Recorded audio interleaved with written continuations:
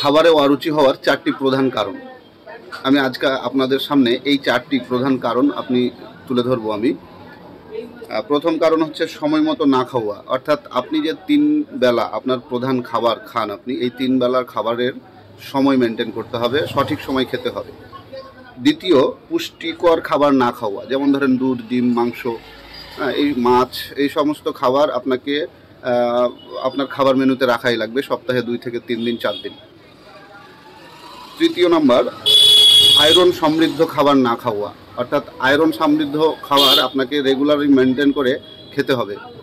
ইনশাল্লাহ আপনি অরুচি ভাবটা আপনার আসবে না। আয়রন সমৃদ্ধ খাবার কোনগুলো? কষ জাতীয় ফল, যেমন ধরেন ডালিম হতে পারে, বেদানা হতে পারে, কলা হতে পারে, তারপরে হচ্ছে যে আপনার টক জাতীয় ফল হতে পারে।